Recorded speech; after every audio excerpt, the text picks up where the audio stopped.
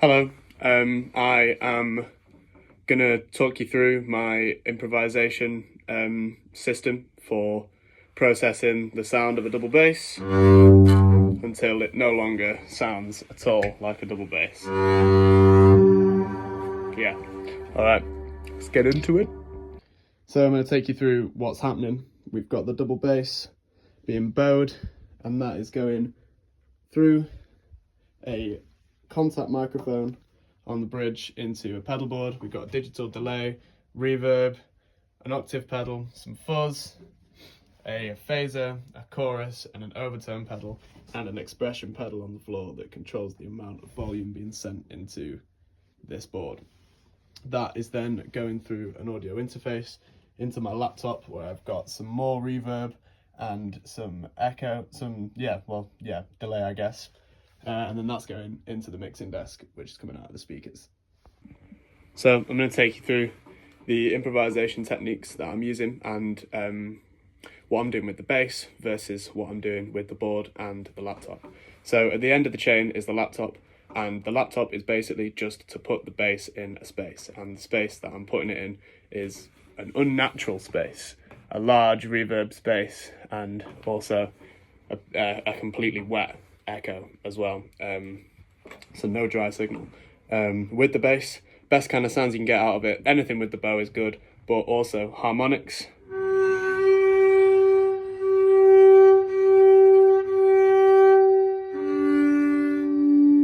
They make for brilliant sounds coming through. Reverb, it just makes them sound so big, especially when you get really high ones.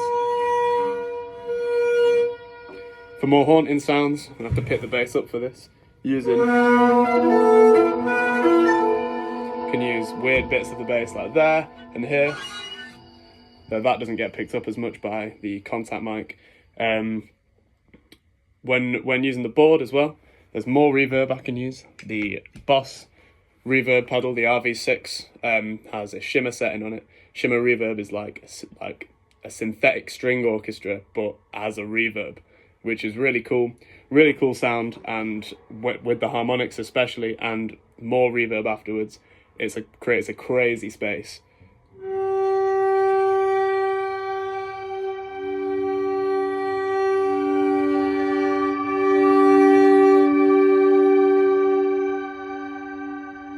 Really ethereal sound, even cooler with the high ones again. So because this reverb is so pitch centered, it's really interesting to get glissandos.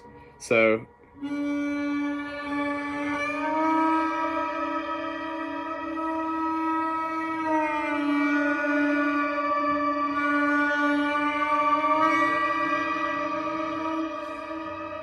yeah, with the glissandos, the dissonance in the reverb is so massive. Yeah, it feels great, creates a space that's not like anything you hear in the real world. Moving on further, to change the sound of this even more, it's still going on. You can add the chorus, which creates it puts it in an even bigger space. It makes it sound like there's even more strings going on.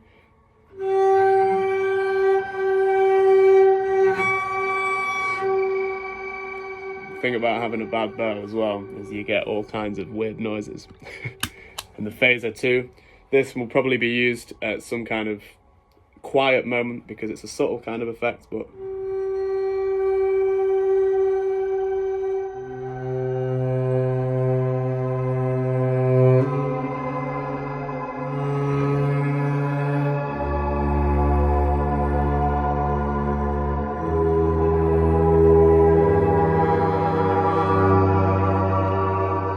so yeah, those two together with the shimmer, very cool.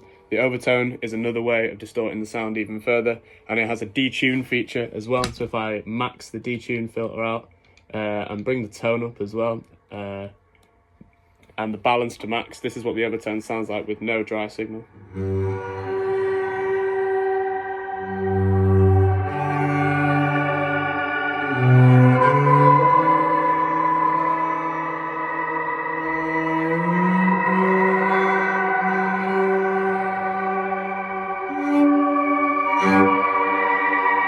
So yeah, crazy new space that you can take the shimmer verb to through the other effects. Now, probably the most out of control one, but interesting one, would be running it through the Electro-Harmonix Big Muff, which is a famously very aggressive, very clippy distortion sound. So running it through that changes the timbre of it entirely. You can even hear it distorting my voice now.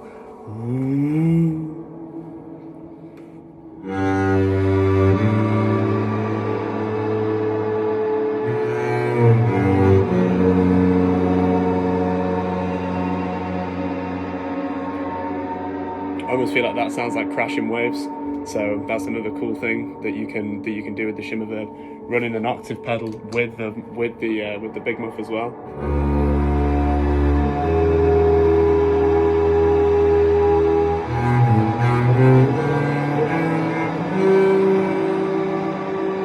Get this blanket of sound, almost a little bit like white noise, but yeah. Moving on to turn that off. Moving on to the final thing is the digital delay.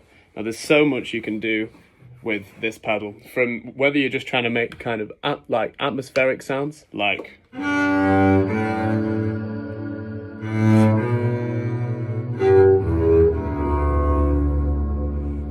just like how you'd use a reverb, how you'd use anything. The digital delay is cool, but if you can get the feedback and the level high,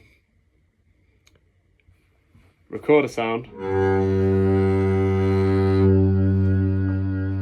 can get that going. The feedback loop is now infinite. Turn it up a little bit. And if I'm moving the time knob, I can change the pitch. And if you get it high enough, you can create a feedback loop. A very risky situation. So this would be perfect for like the beginning or the end of a piece. Slowly bringing it down, bring it back up again. Very cool, very bassy sound.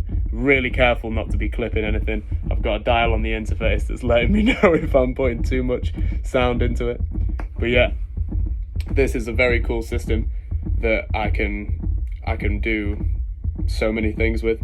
Another part of improvisation, turn that down, that you can do with the digital delay is by putting the feedback at minimum, and the D time, or yeah, the delay time, put that at like 3 o'clock, and then you get one delay.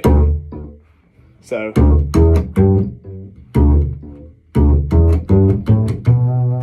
you can hear how it's just one. So if I put that there, need more level on that.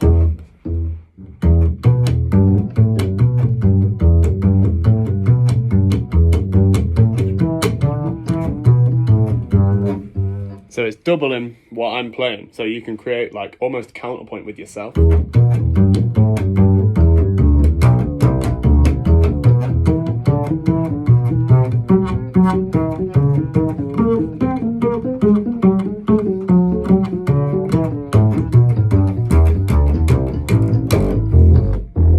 Yeah, so doing that means that you can create so many different textures and then put this through other things as well, like the overtone I was talking about before.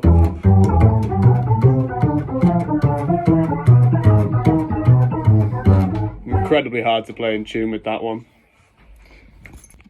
Sorry, Simon just came in, that video was far too long to re-record.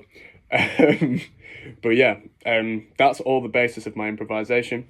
I feel that the beginning will be really atmospheric, maybe using some of the digital delay to create that kind of horrible dissonant space, and then slowly creating a more pleasant environment using the reverb, and then dissolving into something else with the distortion and the octave pedal, and then at some point having a pizzicato section where I can use the digital delay to create a kind of the counterpoint I was talking about before, and probably finish with more delay, with the sound coming to the end.